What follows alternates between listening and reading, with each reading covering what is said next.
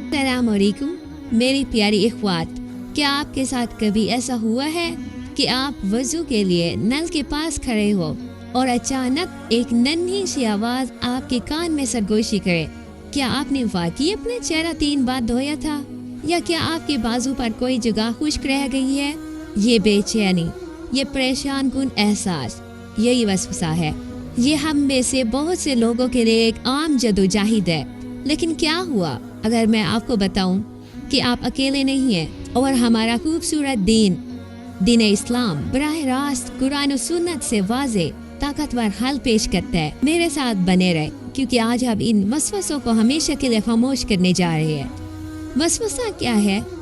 वसवसा दर हकीकत शैतानी ख्यालात, शकूक व शुबहात है जो शैतान हमारे ज़हनों में डालता है ताकि हमारी इबादत में खलल डाले। हमारे प्यारे नबी सल्लल्लाहु अलैहि वसल्लम ने फरमाया, बेशक शैतान इब्ने आदम में खून की तरह दौड़ रहा है। उसका सबसे बड़ा हदफ अल्लाह के साथ हमारा ताल्लुक, खासतौर पर नमाज के लिए पाकीज़गी हासिल करते वक्त वो उलझन पैदा करना चाहता है, हमें पानी ज़ाय करने पर उकसाता है और एक सादा अमल को एक परेशान कुन काम में बदलना चाहता है। ये ख्यालात आपकी तरफ से नहीं है, ये एक बैरूनी हमला है।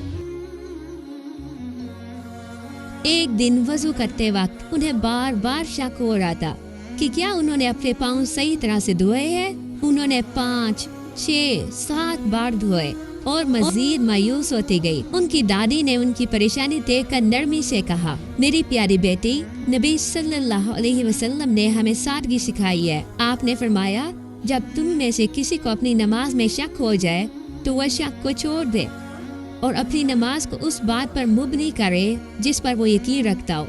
यही बात वजू पर भी लागू होगी। अगर आपने उसे एक बार धोया है और पानी उस तक पहुंच गया है तो ये काफ़ी है। शैतान को अपना सुकून चुराने ना दे। आयशा समझ गई। उस दिन से उन्होंने शक के बजाय यकीन पर तवज्जो दी और उनका वजू दोबारा एक पुरमुसर्रत अमल बन गया। हम इस हिकमत को कैसे इस्तेमाल करें? अल्लाह की पनाह मांगे, तावुज़ पढ़े। ये आपकी फौरी ढाल है जिसका हुक्म अल्लाह ने कुरान मजीद में दिया है।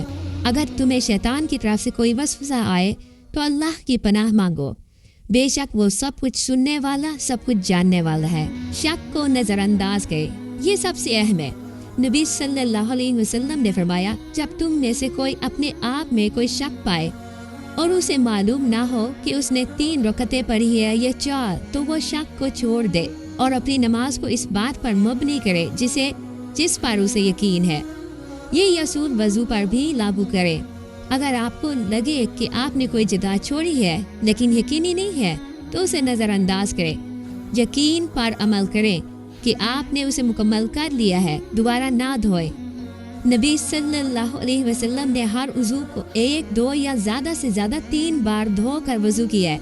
इससे ज़्यादा करना अक्सर शैतान की तरफ से होता है। सुन्नत पर कायम रहे और आप महफूज रहे। वज़ू के बाद की दुआ।